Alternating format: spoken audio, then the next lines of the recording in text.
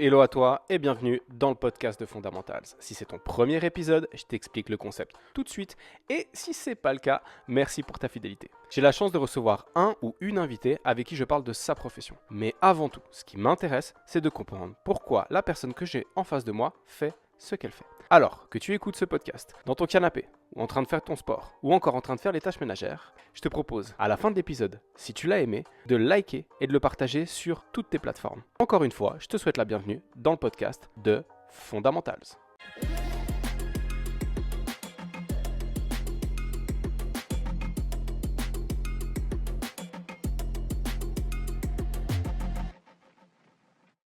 Hello John, bienvenue dans le podcast.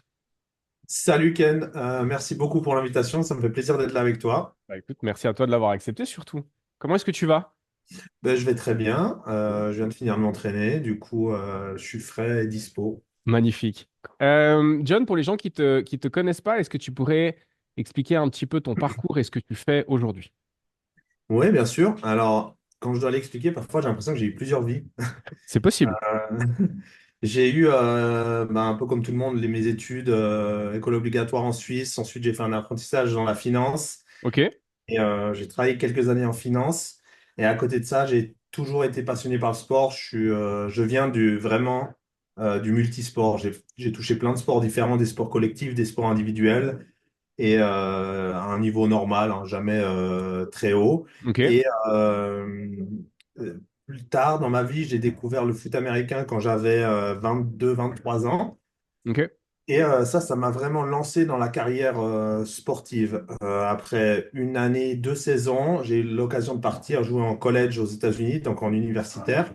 Et ça a changé ma vie parce que j'ai quitté un travail en finance où j'avais vraiment une vie typique suisse. Je dirais un 5 sur 7, tu sais, de 8 heures du matin à 18 heures, avec un revenu confortable, une situation qui était bien, mes semaines de vacances, un rythme vraiment nickel Plate. pour tout quitter, partir jouer au foot américain à l'université aux États-Unis. Et après cette expérience, je me suis dit, je ne veux plus jamais travailler dans un bureau et j'ai envie de pouvoir faire du sport, vivre du sport et développer quelque chose dans le sport. Et c'était encore assez flou quoi, comment, Ok. mais j'ai eu l'occasion de jouer plusieurs années professionnelles en Europe au foot américain. Et oui, c'est possible. Ok. Pas avec des salaires comme on pourrait s'imaginer dans d'autres sports, mais on peut en vivre. Et j'ai très vite compris que ça serait pas possible de juste faire ça et puis mettre de l'argent de côté et arrêter. Et du coup, j'ai eu cette envie, en revenant des États-Unis, de, à mon échelle, trouver un moyen d'aborder la préparation physique en Suisse ou voire en Europe pour permettre aux sportifs de comprendre l'importance de se préparer physiquement pour son sport, d'un point de vue de performance, mais d'un point de vue aussi de longévité de carrière, de réduction des blessures. Et j'ai eu cette idée, et au début, ben voilà, c'est parti comme ça, en me disant, je vais essayer de trouver une dizaine de personnes qui ont envie que je les entraîne. Euh, et j'ai commencé une petite page Instagram. Et de ça, après une année, j'ai eu une centaine d'athlètes que j'ai commencé à entraîner dans le foot américain en Europe. Ça a continué de grandir. Et quand j'ai eu arrêté de jouer, j'ai commencé à coacher le foot américain. J'avais ces athlètes que j'entraînais aussi ben, voilà, en ligne directement. Il y a eu la période Covid Mhm. euh, qui a frappé et j'ai pu ben, trouver un moyen de non pas perdre des athlètes à cause du Covid, mais d'augmenter, d'accroître le nombre de personnes qui voulaient justement s'entraîner. Et quand il n'y a plus de possibilité d'être en présentiel avec les gens, j'avais réussi à adapter et encore croître. Voilà, j'ai travaillé aussi en tant que préparateur physique et directeur de la performance dans un centre sportif à Lausanne. Mhm.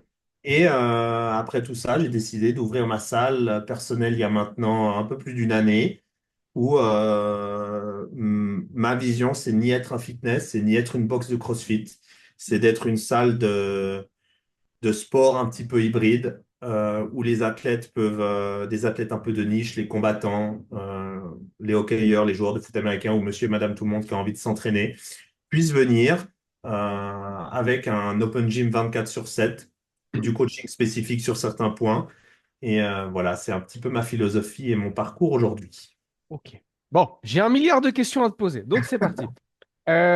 Premièrement, quand tu pars, alors, Tu commences à jouer au football américain, tu me dis, tu as 21, 22 ans. 22-23, ouais. Ouais, 22, 23. Tu joues où? Je joue à Lausanne. Ok, J'ai commencé à Lausanne. À l'époque, ça s'appelait le Lausanne American University Football Club. Et ok, aujourd'hui, maintenant, ça s'appelle Lausanne Halls, ok. qui existe toujours et qui se débrouille très bien en Suisse. D'accord. Donc ça, c'est ton premier club. Comment ça se passe, le départ aux États-Unis? Enfin, comment est-ce que tu te retrouves à partir aux States? Ouais, alors c'était pas du tout planifié. En Suisse, les clubs, parfois, ils vont avoir ce qu'on appelle des imports, des joueurs étrangers qui font venir pour que l'équipe soit meilleure.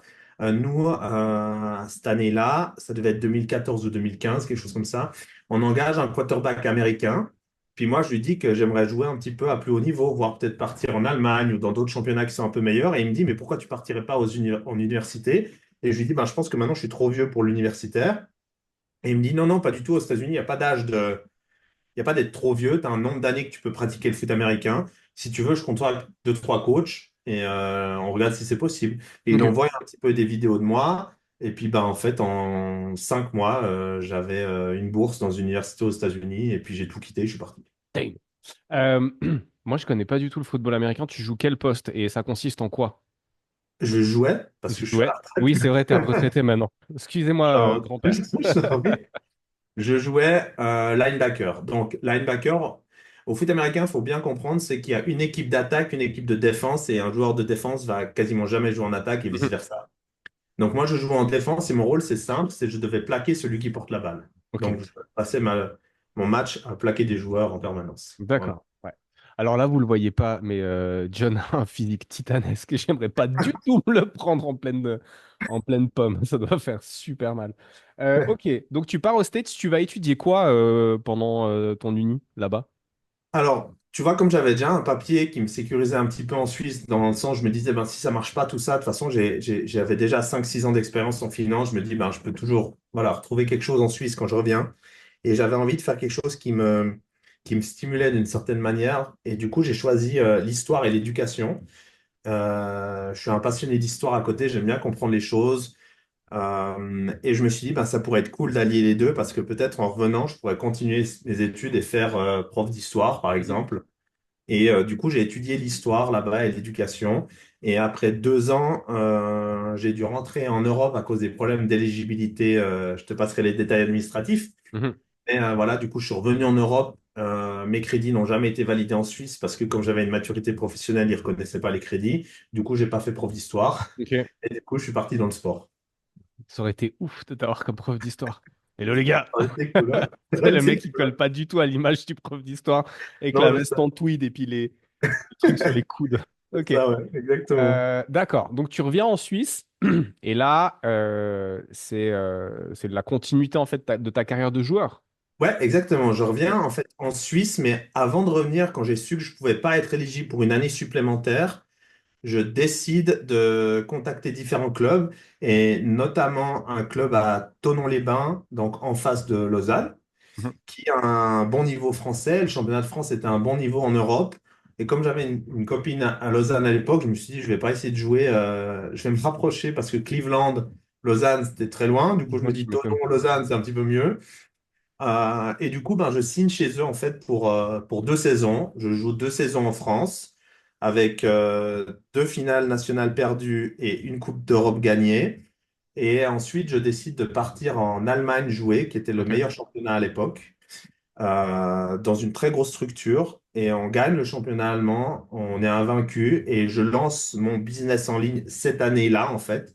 Ça me permet vraiment de le lancer parce que comme j'étais pas mal médiatisé dans cette équipe en Allemagne avec une reconnaissance en Europe du niveau, ben, j'ai pu toucher pas mal d'athlètes de foot américain et à l'époque n'existaient pas les programmations en ligne en Europe pour les joueurs de foot américain et du coup ben, c'est un peu comme ça que j'ai lancé mon credo.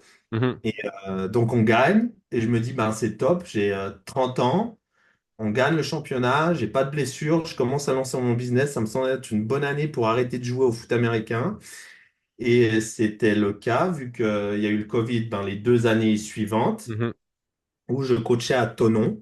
Euh, Donc et la coach de football américain. ouais, foot Ok. américain et préparation physique pour l'équipe. Ok. Et avec le Covid, ben, je décide de rentrer en Suisse parce que de rester enfermé en France, ça me semblait pas être une perspective intéressante. Du coup, je rentre en Suisse et je continue de m'entraîner. Mhm. Et en Suisse, le foot américain reprend avant la France. Donc, au niveau des permissions, du coup, je coach une équipe en Suisse, je continue mon business et en même temps, je travaille comme directeur sportif dans un centre à Lausanne, Ouais. de préparation. Où on s'est vu. On s'est vu Nous, plusieurs fois. on s'était croisés avant chez Let's Go quand il y avait Grand C2. Ouais. Et Et après, on c'est s'est toi qui croisés m'avais là-bas. fait ma formation de welcome pour les coachs Juste, en intérim. juste. Ah ouais, ah Ouais. bah, tu vois. C'est là-bas la première fois que je t'ai vu. Ok. Voilà. Comment tu. Alors, ouais, je commence par ça. Comment tu fais l'acquisition de toutes les connaissances qui vont te permettre de faire de la prépa physique avec les joueurs de foot? Ou de manière générale? Ouais, très bonne question. Du coup, quand j'ai commencé à m'entraîner pour le foot américain, je regardais tout sur YouTube. C'est-à-dire que la prépa physique, j'y connaissais rien quand j'avais 22-23 ans. C'est la première fois que j'ai mis un pied d'ailleurs dans une salle de sport. Mhm. Et j'ai tout de suite compris que je me suis dit, non, mais en fait, les gens qui s'entraînent ici, c'est quasiment purement pour l'esthétique. Et je vais regarder simplement, comme je suis assez curieux, je vais regarder sur YouTube si je trouve pas des... Instagram n'existait pas vraiment encore à ce moment-là. Mhm. Du coup, je me suis dit, OK, comment s'entraînent les joueurs à ma position aux États-Unis? Il doit bien y avoir des vidéos, des trucs. Du coup, je suis tombé sur un coach qui s'appelle Joe DeFranco, Ouais. qui coachait un linebacker de ma position qui avait été un très bon joueur. Et il avait partagé 12 semaines d'entraînement que ce joueur-là faisait hors saison. Et je me suis dit, bon, si ce gars-là s'entraîne comme ça, bah, je vais imprimer son PDF et je vais m'entraîner comme lui. Parce que Mhm. visiblement, lui, il sait ce qu'il fait. Moi, j'ai aucune idée de ce qu'il fait. Donc, j'ai fait comme ça. Et en fait, lui, il proposait du coup une formation après en ligne aussi pour un niveau 1, en fait, pour devenir, eux, ils appellent pas ça préparateur physique, mais strength and conditioning coach ou performance coach pour des athlètes. Mhm. Du coup, j'ai fait son papier en ligne. Ça a été mon premier mentor avec qui voilà, j'ai aussi régulièrement accès à l'insider avec des calls, des coachs où on échange plein de sujets et tout. Et du coup, c'était le premier passage pour moi sur la compréhension de la programmation, de la gestion et du suivi d'un athlète hors saison, en saison.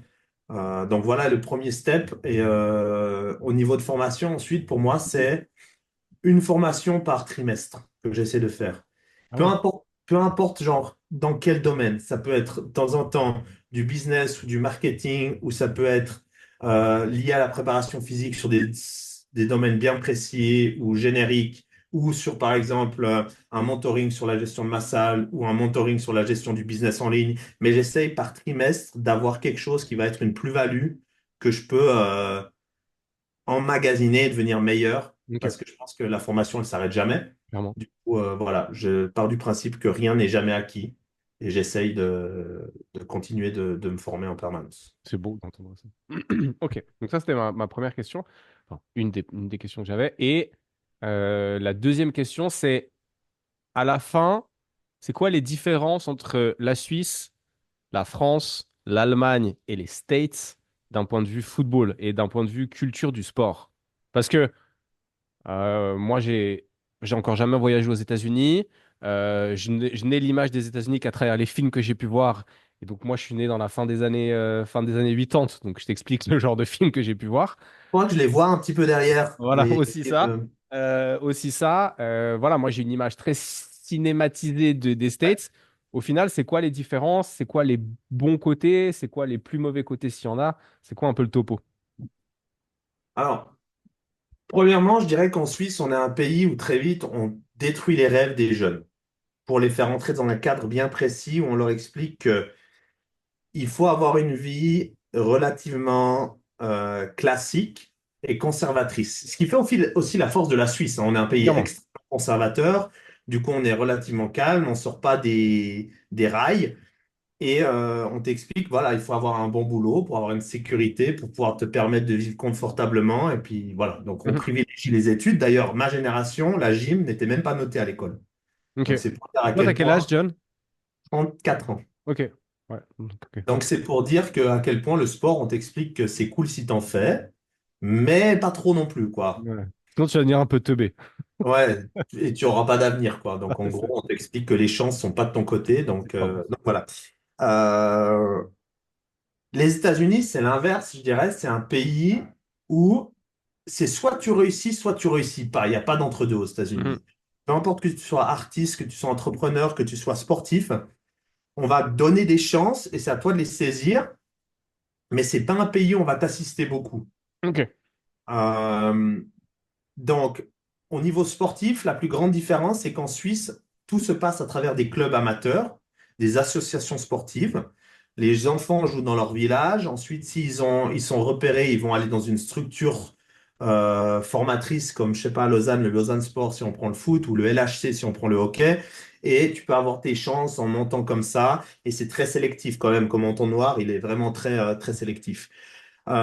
Les États-Unis, c'est tout à travers le système scolaire. Ça veut dire que tu vas avoir ton high school qui va être le gymnase. Mhm. Et du coup, tu vas avoir tes équipes sportives dans ton école. Du coup, il y a déjà aussi beaucoup plus d'infrastructures et de moyens vu que ça génère quand même un grand niveau de personnes et de revenus. Et ensuite, il va y avoir l'universitaire, où là, tu peux avoir des bourses en fonction de ton niveau scolaire, en fonction de ton niveau artistique ou ton niveau de sport. Donc, si tu cumules, par exemple, un bon niveau de sport et un bon niveau académique, tu peux avoir des bourses entières pour aller dans des grosses universités qui vont te maximiser tes chances de réussite. Mais encore une fois, aux États-Unis, c'est 1% des jeunes qui vont potentiellement finir en NFL et 80% de ces jeunes vont avoir 3 ans de contrat et après c'est fini. Donc la perspective de devenir professionnel, elle reste quand même extrêmement difficile. Maintenant, on pousse plus les jeunes à faire du sport et c'est un peu la contradiction des États-Unis, c'est qu'on a l'image des gens qui sont obèses et gros et qui bouffent mal, mais de l'autre côté, il y a aussi une partie de cette population qui fait du sport depuis qu'ils ont 13 ans Mhm. jusqu'à genre 25 ans à fond et du coup, ils sont dans une culture d'entraînement pour la performance. Ok. C'est pour ça que quand on va aux États-Unis et qu'on voit comment les gens s'entraînent, ils ont des salles de sport qui ne sont pas des fitness et qui ne sont pas des box de CrossFit, mais qui sont des salles de sport qui ont un look athlétique de collège. Il y a un terrain synthétique, il y a des racks partout alignés, il y a C'est quasiment pas de magnifique. machine. C'est Les gens, ils sont magnifique. habitués en tant qu'athlètes, comme il y a quand même tout le monde quasiment qui a fait soit du volley, soit de la crosse, soit du football, soit du soccer, soit du rugby, soit du foot américain. Ils ont cette culture de on s'entraîne parce qu'on a été habitué dès petit à s'entraîner pour faire notre sport. Mhm. Alors qu'en Suisse, on joue, on pratique un sport pour jouer quasiment, Ouais. pas pour performer. Et c'est une grande différence pour moi de mentalité. Donc, le foot américain aux États-Unis, c'est sport numéro un, avec le baseball, le basket. En Suisse, le foot américain est quasiment inexistant. La plupart des gens ne sauront pas qu'il y a des équipes. En France, je dirais que c'est bien en dessous de ce qui va être le foot ou le rugby, mais ça reste une grande fédération en Europe. Ok. L'Allemagne, qui a un bagage après la guerre avec beaucoup de bases américaines, a été beaucoup plus baignée dans le foot américain que dans le rugby. Ok.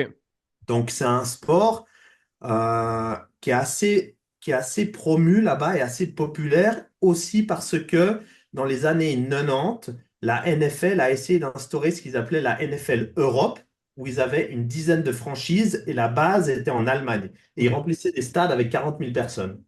Quand je jouais en Allemagne, on avait entre 6 000 personnes au minimum et en finale, on a joué devant 22 000 personnes. Donc, c'était quand même un sport qui est retransmis à la télé. Il y a quand même des gens qui vont. Et aujourd'hui, il y a une ligue professionnelle en Europe où j'ai joué mes 2 dernières années là-bas, où les équipes allemandes vont avoir 20 à 30 000 personnes dans le stade quand même. Ok. Et quand tu jouais en Suisse, il y avait combien de personnes au bord du terrain? Alors, quand je jouais à Lausanne, Ouais. on était peut-être 50 à 100 personnes. Ok. Quand j'ai joué les 2 dernières saisons avec l'équipe qui représentait la Suisse dans cette ligue professionnelle en Europe, on a eu jusqu'à 4 500 personnes dans le stade. Ouais. Voilà. C'est beaucoup, mais ça reste quand même que enfin, c'est pas Ouais, grand-chose par rapport aux voilà. autres pays, quoi. Non. Ouais, exactement. Ok. Dingue. C'est quoi les côtés moins cool que tu vois par rapport à ton passage aux States ces 2 ans? Alors, Il y bah en déjà, a. les Américains, ils sont super égocentrés. Mhm. C'est-à-dire que tout ce qui est en dehors de leur pays, pour la plupart, ils sont ignorants, ils ne savent même pas que ça existe. Euh, il faut se dire que quand tu vas dans une classe en Suisse, tu prends la carte du monde, elle est centrée sur l'Europe et on voit quasiment tout le monde. Tu Mhm. vas dans un collège aux États-Unis, la carte, elle est centrée sur les États-Unis, tu vois que les États-Unis. Un petit peu de l'Amérique du Sud et le Ouais, Canada, ok. hein. Leur carte, elle est centrée sur eux. Ouais, Nous, elle est centrée sur nous, mais on est comme ça sur la carte. Du coup, on voit quand même tout le monde. c'est clair. Du coup, ils savent pas très bien ce qui se passe en dehors de leur pays. Pour la plupart, ben, où moi j'étais, hein, c'est donc Cleveland, c'est dans l'Ohio, c'est un État un peu central sous les Grands Lacs au nord. C'est très chasseurs, pêcheurs, armes à feu et puis et paysans un peu. Mhm. Donc c'est pas un de ces États comme la Californie ou alors où il y a New York et c'est très touristique et Mhm. il y a vraiment beaucoup de nationalités différentes. Ils sont un peu plus ouverts. Là, c'est déjà un peu fermé. Ils n'avaient aucune idée d'où était la Suisse. Ils comprenaient pas qu'on regarde les mêmes films qu'eux ou qu'on écoute les mêmes musiques qu'eux. Donc voilà, c'était un peu spécial. Euh, ouais, c'est ça que je retiendrai un peu de moins bien, je dirais, Ok. c'est que aux États-Unis, tout le monde n'a pas les mêmes chances, je pense. Voilà. Mhm. Ok. Ouais. C'est, à mon avis, très réaliste. C'est pas. Alors après 2 ans, c'est peut-être pas suffisant pour se rendre compte de ça, mais c'est pas fatigant à un moment donné, cette culture de la performance et du résultat non-stop. Alors, après, j'ai continué à la vivre, mine de rien, puisque Mhm. mon but, c'était d'être le meilleur joueur possible, en tout cas à mon échelle. Euh, Aujourd'hui, je vais te dire, je suis fatigué et je m'entraîne toujours autant, 5 à 6 fois par semaine, mais je ne veux plus qu'on me parle de compétition. Mhm. Et en fait, là, je m'entraîne pour moi. J'ai envie d'être une meilleure version de moi-même tous les jours, de me pousser avec des petits challenges, mais j'ai plus envie de faire des compétitions. Et Mhm. c'est pas pour tout le monde, hein. Quand on arrive aux États-Unis, le premières 2 semaines, on était 150 aux entraînements pour 11 personnes à la fois sur le terrain, pour un effectif total qui va être sur la feuille de match de 45 joueurs, on était 150. À ma position, sur le terrain, on était 15, il y en a un sur le terrain. Ouais. Les premiers jours, j'ai même pas pu faire un exercice à l'entraînement. J'allais, mais il y avait tellement de gens devant moi que quand ça arrivait le temps où moi j'aurais pu faire une répétition d'un exercice, on devait passer à un autre truc et du coup je faisais même pas de répétition. Donc dans ta tête, tu dois quand même te dire, OK, faut pas se considérer comme une merde parce que sinon tu t'enfonces. Donc faut quand même avoir une force mentale. C'est pas ta langue, c'est pas ton sport. Moi j'étais plus vieux que la moyenne des gens qui étaient là-bas. Du coup, faut réussir un petit peu à intégrer tout ça, se mettre dans un rythme qui n'est pas le tien. Tu vois, c'est l'université aux États-Unis, c'est quoi? C'est tu te lèves à 5 heures du matin parce qu'à 5h30, tu avais le workout avec l'équipe. Ah ouais. Tu avais 1h30. Tu finissais à 7 heures. Ensuite, tu déjeunais. À 8 heures, tu avais les cours. À midi, tu prenais un truc à la cantine et tu avais un meeting avec l'équipe. Ensuite, si tu étais blessé ou quoi, tu pouvais aller faire la physio. Ensuite, tu avais tes cours l'après-midi. Ensuite, tu avais de nouveau un meeting. Ensuite, tu avais tes devoirs à faire et à 20h, 21h, tu allais t'entraîner avec l'équipe et ensuite tu refaisais tes devoirs vers 23h et le matin à 5h, tu recommençais à t'entraîner. Donc ce rythme-là, il est quand même, Putain, faut y aller, hein. ouais, faut y aller. Donc, Ouais. c'était voilà, 4 à 5 fois par semaine l'entraînement, 4 à 5 fois le gym. On était obligé d'aller faire 2 3 séances de yoga par semaine, sinon on ne pouvait pas s'entraîner. Tu devais avoir tes notes, sinon tu ne pouvais pas t'entraîner. Il y a en plus tout ça à apprendre le cahier de jeu du foot américain et c'est pas le même type de cahier de jeu que quand j'étais à Lausanne, hein. C'était quand même voilà, Mhm. c'était beaucoup plus poussé. Et ensuite, quand tu étais aux entraînements, c'était un stress permanent parce que sur 2 heures d'entraînement, quand t'arrivais le moment où tu allais faire de l'opposition contre ton attaque, tu avais peut-être 2 3 répétitions filmées. Et si tu n'étais pas super bon, ben le coach disait, bon, ben lui, on peut pas vraiment compter dessus. Donc, tu as toute cette pression tout le temps, en permanence. Et moi, ça m'a appris, en fait, l'intolérance à la médiocrité. Ok. Du coup, un souci de la perfection et du détail que j'essaye de retransmettre quand je coach et aussi dans l'analyse des mouvements, aller chercher des détails, dans le coaching aussi, dans la planification. Voilà, une certaine rigueur et une recherche de l'attention aux détails. Ok. C'est beau. C'est parfois un peu poussé, quoi, mais... C'est très romancé comme tu dis ça, mais j'aime bien. Tu racontes une histoire, c'est ça qui est cool. T'énumères pas des Ouais, faits, tu racontes une histoire. enfin, tu vois, comme en fait, quand tu me poses ces questions, je me rappelle des trucs, tu vois, genre de comment je vivais les Mhm. choses, tu vois. Et Ouais, du mais coup, j'essaie de les transmettre, quoi. ça doit être cette pression constante, ça doit être hyper dur à porter, surtout que peut-être l'avantage que tu avais par rapport aux autres, c'était que tu étais un petit peu plus vieux, tu as un peu plus de bouteilles, mais quand tu as 18 ans, il faut, enfin, voilà, c'est soit ça passe, soit ça casse en fait. Ouais. Après, j'étais plus vieux, donc j'avais plus de recul. Par contre, eux, ils avaient 10 ans de plus presque de foot que moi à Ouais. leur âge, tu vois. Ok. Et du coup, euh, j'avais plus de recul par rapport humainement, Mhm. par rapport à qui je suis et puis comment je vis les choses. Mais j'avais ce souci d'essayer de prouver que c'est pas parce qu'on est en Europe qu'on peut pas jouer au foot. Mhm. Et ça, c'était un truc difficile rien que pour les coachs. Pour eux, j'avais une étiquette ici. De toute manière, il est européen, il sait pas ce que c'est du foot. Ok. Du coup, ça, Bon, c'était pas facile à gérer. Ouais. t'as joué, donc c'est que ça a bien fonctionné. J'ai joué, ça a bien fonctionné. Mais après, ça a été la même chose quand je suis revenu en Europe. Quand je suis passé de la France à l'Allemagne, pour les Allemands, les Français sont nuls. Ok. Du coup, et les Suisses encore plus. Du coup, quand j'ai signé dans l'équipe en Allemagne, les premiers matchs, je devais me battre pour jouer et j'ai eu la chance ou une malchance pour l'autre qui était devant moi qui s'est fait une entorse de cheville et c'est comme ça que j'ai commencé à jouer et que j'ai pu montrer que ben j'étais meilleur que l'autre personne. Mhm. Il fallait me faire confiance, mais c'est un peu des fois il y a ces stéréotypes, c'est que pour les Allemands, si t'étais pas allemand, t'étais déjà moins bon. Si pour les Américains, si t'étais pas américain, t'étais déjà moins bon.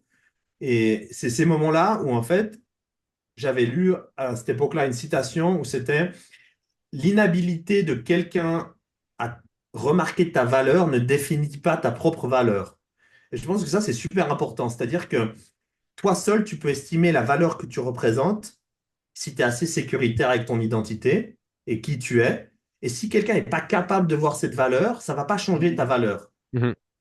Et ça, c'est pas toujours facile. Ça, faut quand Non. même avoir un petit peu de, voilà, de dire, OK, ben c'est bon, je continue, je continue, je Ouais. continue, je Surtout que, continue. surtout que la finalité, c'est que si tu veux que ça marche, il faut qu'à la fin, cette valeur, elle soit perceptible depuis Ouais, l'extérieur.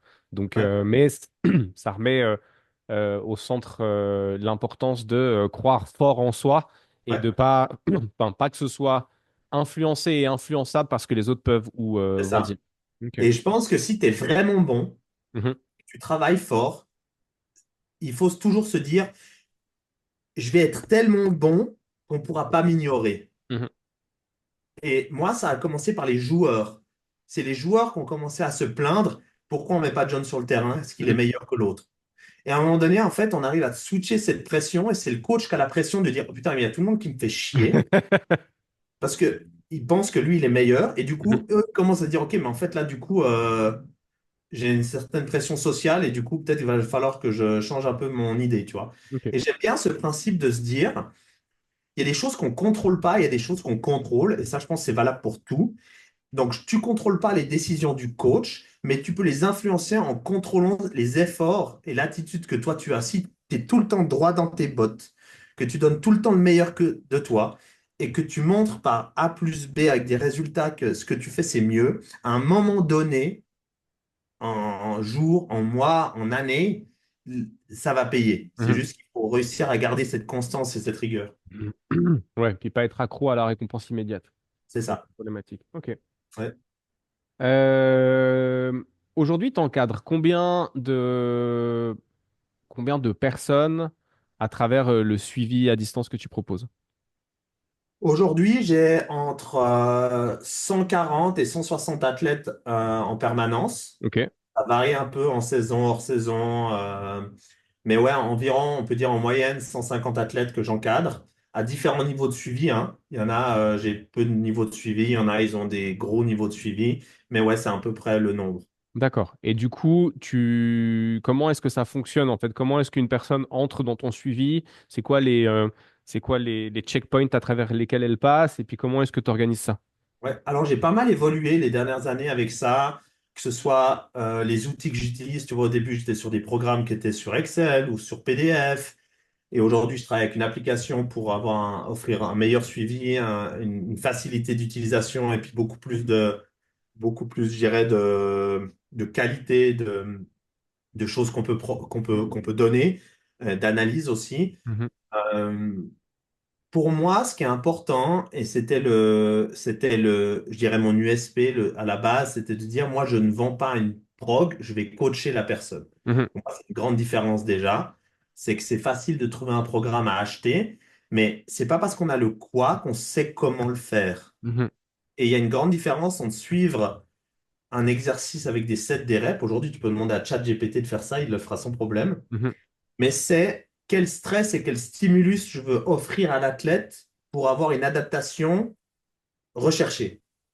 Et aujourd'hui, maintenant, j'ai défini, en fait, si tu veux, j'ai un processus où l'athlète, quand il me contacte, il va remplir déjà un premier questionnaire où je vais voir à quel point il est sérieux au niveau de son entraînement.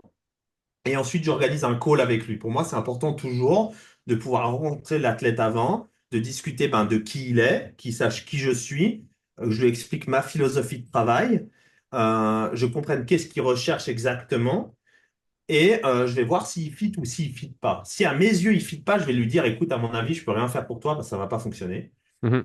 Euh, et s'il fit, là, il va pouvoir sélectionner différents niveaux de package avec moi.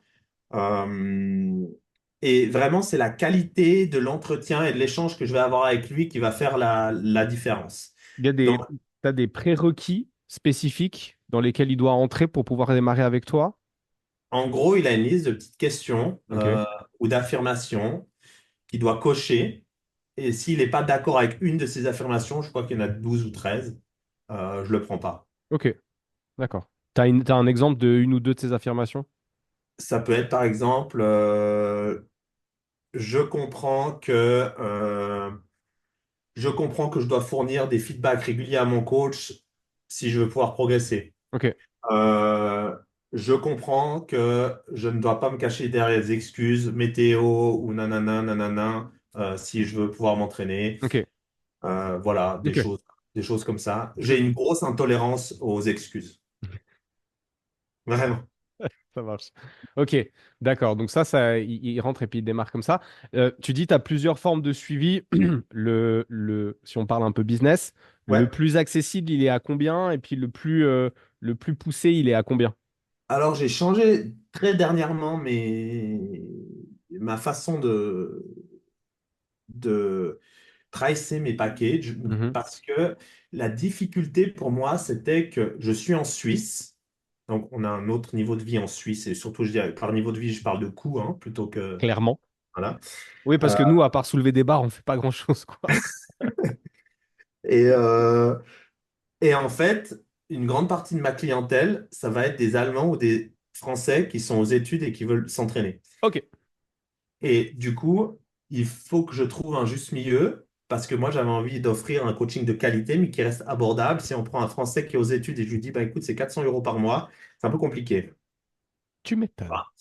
Du coup, j'ai réfléchi à plusieurs alternatives aussi. Parce qu'au début, je voulais forcer les gens à être coachés. Et en fait, il y en a, ils veulent pas être coachés. Il y en a Mhm. pour eux, en fait, on peut pas forcer des fois un âne à boire s'il n'a pas soif. Et du coup, je ne peux pas persuader les gens, même si je sais que c'est mieux, d'être coachés. Mhm. Donc aujourd'hui, j'ai trois niveaux de package, si tu veux. J'ai ce qu'on appelle des blueprint programmes. Donc il y a des programmes définis que la personne peut acheter et elle reçoit son programme, il lui appartient, elle a accès à l'application, mais elle n'est pas coachée par moi. Donc Mhm. elle va faire son programme, elle le fait comme elle veut. Si elle a une question spécifique, elle peut me la poser, mais je ne vais pas faire de correction sur ses mouvements. Je ne vais pas lui dire, voilà, je ne vais pas la Mhm. coacher. Et il fait son programme, il peut le recommencer. Quand il veut un autre, il achète un autre. Ok. Ensuite, il y a la partie coaching qui est divisée en deux. Il va y avoir la personne, si elle veut avoir un premier niveau de coaching. Donc, ces programmes-là, pardon, je t'ai pas répondu Mhm. à la question du prix. Ouais. Ces programmes-là, en gros, ils sont à peu près entre 8 et 16 semaines. Et par tranche de 4 semaines, c'est 20 francs. Dans un programme de 8 semaines, par exemple, il va être 40 francs. Ah Un ouais, programme de 12 semaines, il va être 60 francs. c'est hyper Il l'achète et abordable. le fait. Hein? C'est Ouais, hyper ouais. abordable. Ouais, ouais. Mhm. Et c'est un programme qui est sur l'application directement. Donc la personne, elle va quand même avoir une vidéo d'introduction où je lui explique la programmation. Elle va avoir les tutoriels des vidéos. Elle va avoir les informations de tous les exercices. Et à la fin, elle a une vidéo de conclusion du programme où je lui explique, ben voilà, quelles sont les alternatives. S'il veut refaire ce programme, qu'est-ce qu'il peut changer? S'il veut un autre programme, vers quoi Ok, tout tourné. se diriger. Et après, je vais avoir un deuxième axe qui va être du coaching. Et dans cet axe de coaching, le premier niveau, c'est un package mensuel où en fait là, il va avoir accès à entre 10 et 12 programmes sur l'application et il peut choisir celui qu'il veut et chaque fois changer de programme comme il veut. Et là, il a accès à moi pour les vidéos corrections, il a accès à moi pour le choix de son programme pour savoir lequel est le plus adapté à ses besoins. Et en gros, c'est un frais mensuel ici de 45 francs. Ok, Pour 45 francs, il a accès à l'application, il a accès à tous les programmes que je partage. Et ça évolue chaque année dans le sens que quand j'estime que j'ai envie de développer un nouveau programme qui pourrait être utile, la personne, peu importe le sport qu'elle fait, c'est un sport de combat, un sport collectif ou quelqu'un qui veut s'entraîner simplement, je vais avoir différents templates de programmes. Pareil, en général, c'est 12 à 16 semaines. Et la personne, je la signe au programme et puis je la coach dans son ok. programme. Par contre, c'est pas customisé pour elle. Ouais, C'est je la signe à un plan et je la corrige. ouais, ok. Et là, on est sur 45 francs par mois. Et le troisième, là, on va être sur la customisation personnelle de programme où en plus du premier call, on va rajouter une deuxième partie au call où je vais rentrer beaucoup plus dans les détails avec la personne. Je vais lui demander, voilà, OK, quelles sont tes deadlines sportives? Euh, Combien de temps tu as avant cette deadline? Euh, Est-ce qu'il y a des choses qui t'empêchent de t'entraîner jusqu'à cette deadline? À quel point c'est important pour toi ton sport ou cet objectif précis dans ta vie? Combien de jours par semaine tu peux dédier à ton objectif? Combien d'heures par jour tu peux dédier à ton objectif. Et basé là-dessus, je vais faire un calendrier inversé et de Mhm. dire, on a de cet objectif-là à aujourd'hui, on a X semaines de travail ensemble. Et je vais créer un programme personnalisé et customisé sur toute cette période avec lui ou elle. Et durant cette phase-là, toutes les semaines aussi, je vais faire un feedback avec lui pour voir comment est-ce qu'il répond au programme, comment est-ce qu'on peut l'ajuster. Et on va avoir un call toutes les 2, 3 semaines pour faire le point sur la situation du programme, mais aussi ce qui est en dehors. Euh, Parce que souvent, ce qui manque, c'est l'organisation et la discipline personnelle pour faire entrer ce programme dans la vie de quelqu'un. Mhm. Du coup, il y a aussi tout cet aspect-là que je parle avec eux. Et là, on va être sur quelque chose à 150 francs par mois. Ok. Voilà. Ça a l'air très, très qualitatif pour un prix qui est au final très correct. Pour moi, oui. Après, je vais te dire, les gens, ils vont dire 45 francs par mois pour un programme, c'est cher, mais c'est les mêmes qui vont avoir un iPhone à 1200 balles pour aller sur TikTok et c'est les mêmes qui auront des Air Force alors qu'ils Oh peuvent. là là, mais c'est quoi ces critiques Voilà, tu vois. Non, non, mais Ça, je... c'est nouveau. Moi, je suis OK avec n'importe qui Ouais. s'il est au clair avec ses priorités. Mais quelqu'un qui me dit, je veux jouer en collège ou je veux jouer en NFL, par contre, je veux pas mettre 30 euros par mois dans un programme, je vais dire, Ouais. écoute, il faut changer tes objectifs parce que ça n'arrivera jamais. Voilà, Oui, c'est juste. ouais. Oui, mais oui, effectivement, des fois, les gens sont pas super, super cohérents. Puis après, c'est ouais, c'est où est-ce que tu mets, où est-ce que tu mets l'importance et où est-ce que tu investis ton argent et ton C'est temps. ça. Ok, d'accord. Donc, j'essaye quand même d'être. J'essaye d'offrir quelque chose qui est abordable et qui va permettre aux gens, en fonction de leur objectif et moyen, de quand même s'y retrouver, Ok. quoi. Donc, tu as entre 100 et 150 athlètes que tu suis à distance. Dans ta salle qui est à Fribourg, c'est juste, hein? Elle est à côté de Fribourg, ouais, À en côté de but de Fribourg. Fribourg. Ouais. Ok. En Bulle et Fribourg, donc sur le canton de Fribourg. Oui. Tu as combien de clients en coaching en individuel et combien de personnes vont s'entraîner dans ta salle? Alors, la salle, quand elle a ouvert l'année dernière, j'étais encore dans ma dernière saison de foot. Mhm. Du coup, j'ai rien fait de marketing. J'ai ouvert ma salle et quelque chose qui me marque profondément dans l'accès au sport en Suisse, c'est souvent plus on veut s'entraîner bien, plus on est limité dans les salles où on veut aller parce que on ne fit pas avec le modèle qui s'y propose. C'est-à-dire que les gens comme moi, je l'ai vécu, on dérange dans une salle de sport parce qu'on veut faire de la course, on veut sauter, on a besoin de parfois faire de l'haltéro, on va faire du bruit. On prend beaucoup de place, si tu veux, par rapport à ce qu'on va générer de bénéfices pour la salle. Du coup, on Mhm. dérange un peu.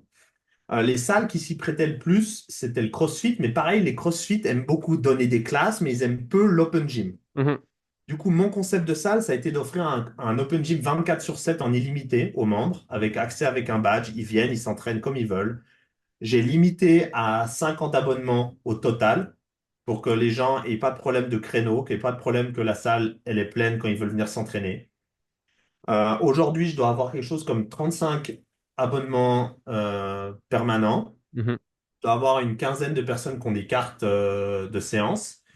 Et j'ai également, je dirais, moi, je coach 4 à 5 coachings privés par semaine, un Ok. par jour. Ouais. Voilà. Ok. Et c'est pas quelque chose sur laquelle j'ai fait énormément de publicité. Euh, c'est plus des gens qui ont fait la demande. J'aime beaucoup le faire. Simplement, j'avais mon focus un petit peu ailleurs avec. J'ai terminé ma dernière saison en Mhm. octobre. J'ai changé aussi mon statut d'indépendant à SARL. Ça m'a pris beaucoup d'énergie de faire tout ça. J'ai fait des travaux dans la salle.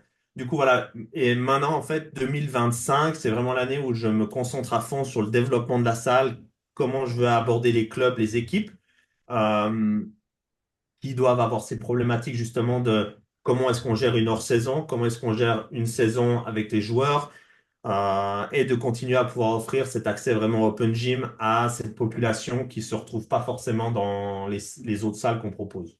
Clairement. Voilà. Ok. D'accord. Cool. Bon, ça paraît très cohérent tout ce que tu racontes là. Parlons un peu de. Alors attends, est-ce que je te pose la question maintenant? Je te la pose après. Je te la pose maintenant.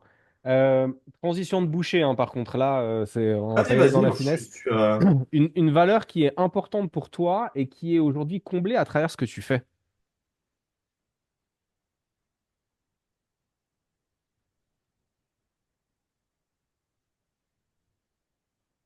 une valeur qui est importante pour moi et qui est comblée avec Ouais. ce que je fais aujourd'hui. Ouais.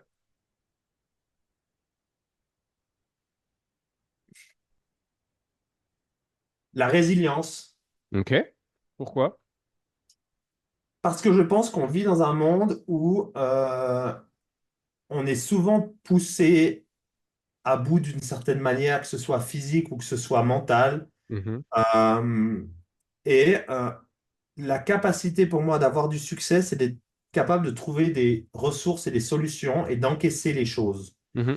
Et quand on est entrepreneur, et je pense que tu le sais, on est constamment en train de gérer des problématiques, des difficultés, du stress, et ça nous pousse à devenir meilleurs parce qu'on est en permanence en train de générer, de trouver des solutions à quelque chose qui nous stresse. Euh, et du coup, ben, c'est quelque chose pour moi qui a beaucoup de valeur, la résilience chez un athlète ou chez quelqu'un. Et je la vis en permanence en fait avec la salle parce que quand Mhm. on a un business en ligne, on a quand même le stress de toujours générer des clients, de les satisfaire aussi. Bien sûr. Euh, on doit se développer personnellement pour être un meilleur coach. Et quand on a une salle, on a encore plus de pression parce que on, on a simplement une pression financière qui est différente. Quand Un on a loyer une à salle, payer. il y a un loyer, il y a les charges, il y a le matériel, il y a Ouais. le prêt, il y a le quotidien de la salle, il y a être présent soi-même dans la salle, il y a l'attitude qu'on a quand on coach, il y a le bien-être des membres, et par-dessus tout ça, tu rajoutes le reste. Mhm. Et voilà, je pense qu'il faut être super résilient, il faut faut avoir un gros ancrage pour vivre ça tous les jours. Clairement, clairement. Ok. La résilience, ça me parle. Ça me plaît aussi. Tu as du monde qui travaille avec toi? J'ai un employé qui est un employé à la tâche, si tu veux. C'est un jeune athlète que j'avais coaché pendant plusieurs années. Et voilà, lui, gentiment, je l'ai formé et je lui donne beaucoup les hockeyeurs, les jeunes hockeyeurs à coacher et quelques programmations en ligne. Et mon but, voilà, c'est de le former un petit peu à mes méthodes de travail et qu'on puisse ben, partager après, voilà, le développement de la salle. Ok, très cool. Abordons un sujet maintenant un peu plus technique et parlons un peu prépa physique. Comment tu vois la vision de la préparation physique de manière générale en Suisse? Comment je la juge Ouais, ou comment tu la... Alors, comment tu la juges, comment tu la vois, où est-ce qu'elle en est, et quel est ton point de vue là-dessus? hmm.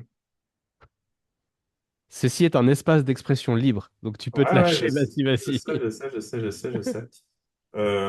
Bon, je vais dire une première chose, c'est que je pense que dans le milieu de la préparation physique et surtout en ligne, il faut avoir une opinion qui est bien définie si on veut marquer les gens et avoir un certain succès. Si on est neutre, ça ne marche pas. Je viens de la préparation physique avec un background qui est vraiment américain. Du coup, je matche pas trop avec, je dirais, le côté super universitaire et uniquement science-based qu'on a tendance parfois à avoir de la France, par exemple, et qu'on retrouve un petit peu en Suisse. Pour moi, je suis beaucoup plus field experience-based, donc je suis Mhm, beaucoup plus pratique. J'ai vécu tout ça avec mes athlètes et donc, pour moi, je dirais que un des défauts qu'on va avoir, c'est d'être peut-être des fois trop scolaire. C'est qu'on ok. veut trop apprendre de théorie et moins vivre la pratique au travers de l'expérience de certains athlètes. Mhm, Euh, ensuite,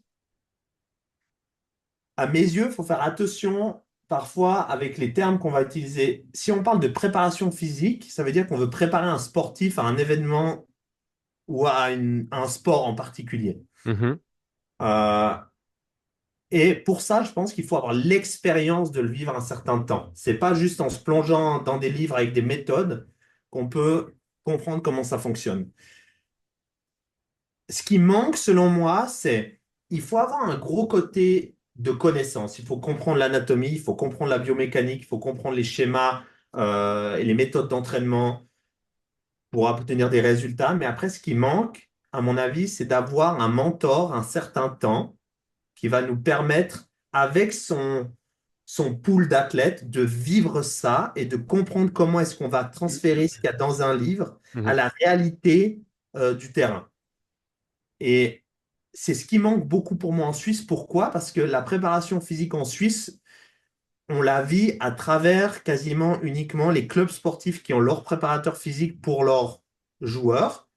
Et on n'a pas assez d'athlètes qui comprennent que indépendamment ils doivent s'entraîner. Et c'est là pour moi où il y a un gouffre, c'est que on a trop de coachs de fitness qui pensent qu'ils peuvent faire de la préparation physique parce qu'ils ont fait un diplôme de fitness alors que c'est pas le même métier. Mhm.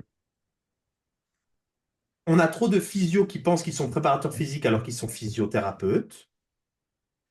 Et on a un problème de mentalité des sportifs avec l'approche de la préparation physique. Donc quand on prend tout ça ensemble, on a un gros nœud qui est parfois difficile à démêler.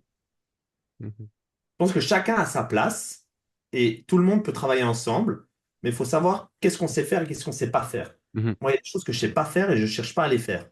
Mhm. Et je pense qu'il y en a, parfois, ils ont peur de ne pas acquérir un client ou de perdre un client en lui disant, je ne sais pas faire ça, en fait. Mhm. Oui, oui, alors que c'est normalement ce qui devrait être dit. C'est je sais Oui, pas. voilà. Ok. Moi, j'ai D'accord. aucun problème, tu vois. J'essaie de m'entourer des gens. Donc, j'ai deux, trois physios avec qui je travaille. J'ai des médecins du sport avec qui je travaille, j'ai des nutritionnistes avec qui je travaille, mais moi, je ne suis pas nutritionniste, je ne suis pas médecin du sport et je ne suis pas physio. Quand quelqu'un se blesse, et c'est pas une douleur, il se blesse, je lui dis, OK, là, c'est pas mes compétences. Mhm. Là, je te réoriente vers quelqu'un qui sait faire. Mhm. Et dans d'autres aspects, parfois, on a moins cette capacité. Typiquement, il y a beaucoup de physios, ils vont vouloir faire eux-mêmes la réathlétisation et la préparation physique. Et là, des fois, j'ai envie de dire non. Ouais, Votre bien devoir sûr. à vous, c'est la rééducation de l'athlète. Ensuite, il y a des gens, ils savent faire performer un athlète. Il faut leur laisser le champ. Ok. D'accord. Donc ça. Et pour moi, c'est, c'est pas nécessaire d'avoir fait l'université pour être un bon préparateur physique. Mhm. Et je pense qu'on est dans un pays où on veut trop axer les choses sur des certifications validées par l'État. Alors que quand on voit les préparations physiques données par l'État pour l'armée, par exemple, ou pour la police, ben voilà, ça, c'est naze, quoi. C'est vrai que c'est pas ouf. Voilà. Pas terrible. Ok. Pour moi, le succès d'un préparateur physique, c'est le CV de ses athlètes. Mhm. Qu'est-ce qu'il obtient avec ses athlètes? Ouais. clairement. le, la longévité en carrière sans blessure, l'augmentation des performances avec un athlète qui est déjà performant. Pour moi, Mhm. c'est ça qui va donner la qualité de son Ouais. travail. Moi, je Voilà. pense qu'il y a aussi un gros problème, c'est que quand une infrastructure, une structure sportive a un préparateur physique désigné, c'est déjà bien. Mais une grosse problématique, et moi je l'ai vécu dans les salles de sport de combat, c'est qu'en fait, tous les coachs techniques de sport de combat, boxe anglaise, MMA, là, s'improvisent préparateur physique en fait aussi. Ouais, j'ai oublié cela aussi. Ouais. Voilà. Et au final, ben non, c'est deux jobs différents. Et tu peux être un Oui, super coach technique en striking et puis être une vraie quiche en ouais, préparation physique parce qu'en tout à fait, fait. t'as vu une vidéo de Phil Darrow, puis tu t'es dit, ah ouais, c'est vachement bien. Puis en fait, je vais répliquer exactement la même chose, sauf que bah, t'as pas affaire aux athlètes que lui entraîne. Ouais. Ceci dit, c'est un excellent coach, Phil Darou. Oui. Bah, j'ai été Voilà. à un de ses Ouais, séminaires. J'ai beaucoup, j'aime beaucoup aimé. beaucoup. Ouais, Ouais. j'aime beaucoup ce gars.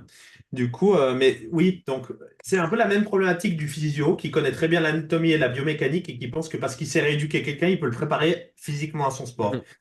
Et je suis d'accord avec toi, c'est que le travail technique ou skills en anglais de ton sport, il y a un skills coach. Mhm. Et le travail de la préparation physique, il y a un préparateur physique qui va faire ça. Mhm. Et, euh, et ça, c'est un premier problème. Et après, qu'on a une structure qui a de l'argent, si on prend les gros clubs de hockey, par exemple, parfois le problème, c'est qu'ils vont assigner un coach qui va devoir manager tous les mouvements juniors plus l'équipe.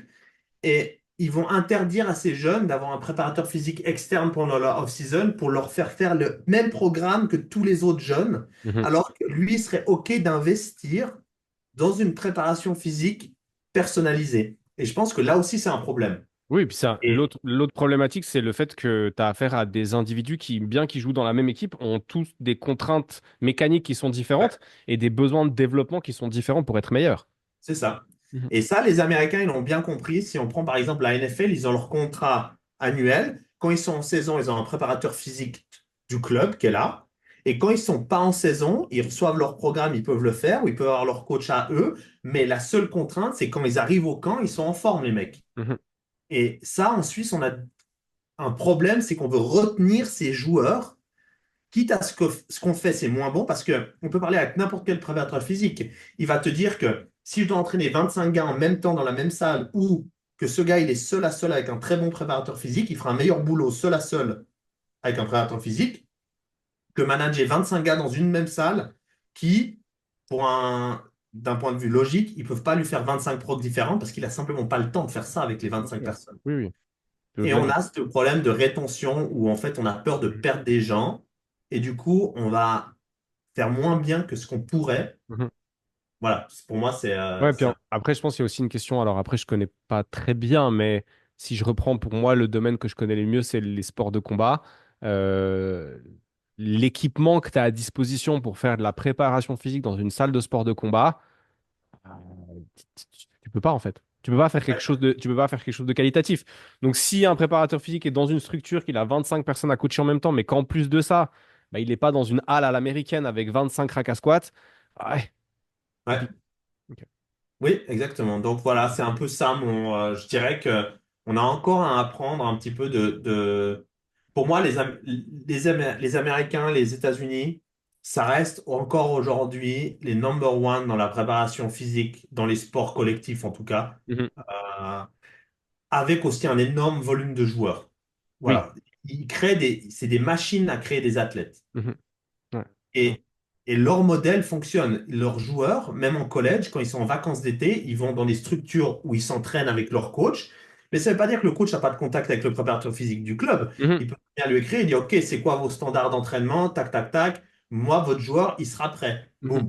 Et le joueur, s'il va investir des centaines ou des milliers de dollars dans sa préparation physique, mais tant mieux. C'est Pourquoi est-ce qu'on clair. freinerait quelqu'un qui veut devenir meilleur? Ça, c'est un truc que j'ai pas compris. Quand Ouais. quelqu'un veut devenir meilleur, on lui dit non, Tu restes non, là. ouais, non, on va faire un truc moins bien, mais tu vas faire le truc moins bien. Ça, je comprends pas. Pour moi, quand on fait ça, on met pas l'athlète au premier plan. Mhm. Mais la structure au premier plan. Voilà, on met la structure au premier plan. C'est comme quand on explique aux jeunes que s'ils font un sport comme le hockey, quand c'est l'été, il faut continuer de mettre les patins et il faut continuer de faire du hockey, alors que non, il faut leur dire maintenant, ta saison, sur les 8 mois où tu as mis des patins, profite d'arrêter d'être sur des patins pour devenir un athlète plus complet, pour que tu sois Mhm. meilleur quand tu remets tes patins. Ouais.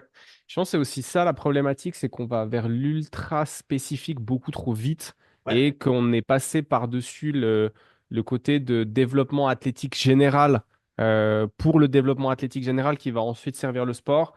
Et c'est vrai que c'est un truc assez intéressant et assez marrant. Tu vois des parents complètement apeurés que leur enfant soulève une kettlebell de 8 kilos, mais par contre, ça leur pose pas problème que leur gamin il nage en bassin 12 heures par semaine. bah oui. Donc, ouais, c'est très paradoxal pour le coup. Mais je pense que c'est un problème d'éducation. C'est un problème d'éducation et aujourd'hui, tu peux voir les études aux États-Unis, elles montrent que de plus en plus, il y a des joueurs en NFL qui n'ont pas fait de football américain en collège. Ils ont Mhm, été genre multisports, c'est les meilleurs athlètes, c'est ceux qui se blessent le moins. mhm, Pourquoi? Parce qu'ils développent plein de stimulus, sport collectif, sport individuel, proprioception, prise d'information, réaction, agilité, tout ça. mhm, Et ils sont pas spécifiques, juste self-centered sur un seul truc. mhm, Et voilà, ça c'est compliqué aussi en Suisse. Pourquoi? Parce que si tu veux faire plusieurs sports, t'es pas dans ton école. Tu dois aller t'inscrire ton gamin au judo là-bas, tu dois inscrire ton gamin au tennis là-bas, à la boxe dans l'autre village. Les parents, ils font des kilomètres sans arrêt avec leur véhicule et finalement, ils sont esclaves du calendrier de leurs enfants. mhm. Et aux États-Unis, ben, tu es dans ton école, ton gamin, il a fini l'école, il va faire trois sports différents, puis il rentre à la maison avec le bus de l'école. Ouais. C'est pas la même, c'est pas pareil, quoi. Ouais, ouais, comment dire ça? La motivation de base, l'infrastructure de base n'est pas pareil. Ouais, donc Ce qui voilà. m'offre pour le coup une transition plutôt douce par rapport à la transition de boucher que j'ai fait avant. Tu parlais des stimulus, tu parlais du développement. Bon, voilà, on a parlé de ces différentes qualités athlétiques. Aujourd'hui, pour prendre ton sport principal, qui est le football américain, c'est quoi les qualités athlétiques de base qu'un joueur doit avoir indépendamment de son poste? Parce que j'imagine qu'après, ça resserre le truc par rapport au poste, mais de Oui, manière alors, générale. ouais, ouais, on va avoir des qualités après qui vont un petit peu différencier, mais ça, je vais profiter de ça pour parler de quelque chose, c'est que pour moi, tu sais, on parle souvent de préparation physique générale, Mhm, après il y a général spécifique, et on va parler de préparation spécifique.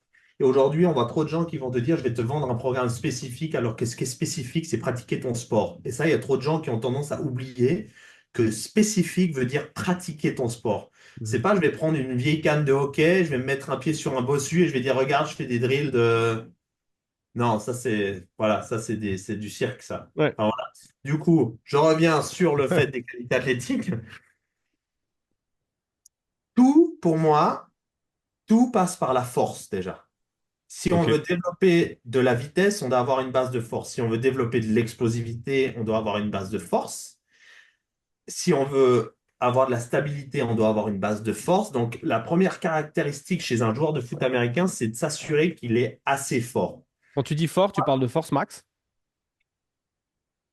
Je vais dire il faut une base de force maximale, oui, mais ce qui est important, c'est la force relative aussi. C'est comment Ok. tu es fort par rapport à ton propre poids du corps. Euh, En général, pour être pratique, moi, si je coach quelqu'un, je vais chasser les éléphants. Mhm, Je vais regarder l'athlète et je vais savoir est-ce qu'il est assez fort ou pas. S'il ne l'est pas, mon focus sera sur le développer de la force. mhm, S'il l'est, tant mieux, on va pouvoir travailler sur d'autres choses un petit peu. Mais je ne travaille jamais de manière totalement linéaire avec des blocs où on travaille une seule aptitude et après on arrête de la travailler parce que sinon on la perd. mhm, Donc c'est juste que le focus va être un petit peu différent. Mais donc un athlète doit être fort parce qu'en étant fort, on va limiter les risques de blessures. En étant fort, on va potentialiser aussi la masse musculaire. En étant fort, on va potentialiser la puissance vu que la puissance c'est la force fois la vitesse. mhm, Ou la force c'est la base de son entraînement. Donc, on doit être fort, on doit être explosif et ensuite, on doit être rapide. Et quand on parle de rapide, la vitesse, pour moi, elle va avoir différentes thématiques. Il y a l'accélération et décélération. Un mhm, athlète doit être capable d'accélérer et de décélérer. Il doit être capable d'atteindre une vitesse maximale et essayer de la garder le plus longtemps possible. Et il doit être capable de changer de direction. mhm, Donc, c'est les trois choses en vitesse qu'on va travailler. Donc, il doit être fort, il doit être rapide, il doit être explosif. Et tout ça dans un travail de mobilité pour être fort dans des amplitudes maximales. Parce que quand on va se blesser, c'est souvent qu'on atteint une grande amplitude et qu'on n'a pas la force pour être dans cette amplitude-là. Mhm. Donc voilà. Ok, d'accord. Et si je te résume ça en deux mots, c'est qu'on veut un bas du corps fort et explosif et un haut du corps qui ressemble à une armure. Mhm. Mais c'est qui que j'ai entendu dire ça? Bref, je sais plus, mais un préparateur physique américain, justement, qui Ouais, explique je ça. pense, non, je pense que c'est un anglais, je pense que ça doit être GT Performance ou un truc comme ça. Lui, Ouais, mais c'est ça. je l'ai déjà entendu, mais je sais plus d'où ça veut. C'était peut-être Phil Darrow, je sais pas, mais Et c'est une bonne image parce qu'en oui, fait, oui. tu veux qu'en bas du corps, il fasse la force de production Mhm. qui te permet d'accélérer, décélérer et changer de direction et d'être solide sur tes appuis. Et tu veux que ton haut du corps encaisse les collisions, donc ça doit agir Ouais. comme une armure pour ta colonne vertébrale et tes organes internes, quoi. Mhm. Ok. Qu'en est-il des interférences dans le développement de différentes qualités physiques en même temps? Quel est ton point de vue, quel est ton point de vue là-dessus? Parce que tu disais, je suis pas linéaire, donc en fait, c'est pas je développe une qualité physique, puis après j'arrête, parce qu'en fait, si j'essaie de développer une autre qualité physique en même temps, ça crée des interférences. Comment tu vois la chose, toi? Alors, dans les méthodes de travail, je dirais que avec lesquelles moi j'aime bien travailler, hein, ça va dépendre de la durée que j'ai avec un athlète.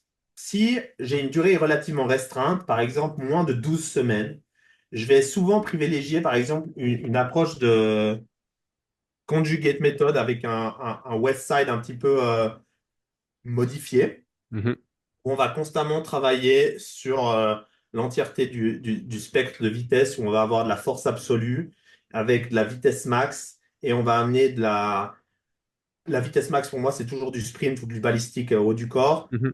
Et force absolue, ben voilà, c'est de la force absolue. Ouais. Et entre les deux, on va aller jouer avec, suivant le niveau de l'athlète, ça peut être de l'haltérophilie, suivant, ça peut être simplement garder de la pliométrie, ça peut être du dynamique effort, mais c'est vraiment essayer de travailler ça de manière continue sur allez, 4 à 10 semaines, 12 semaines que je vais avoir avec lui. Si je suis sous cette variation-là, c'est de dire qu'est-ce que je peux faire de moins compliqué dans le minimum de temps pour obtenir les meilleurs résultats avec lui.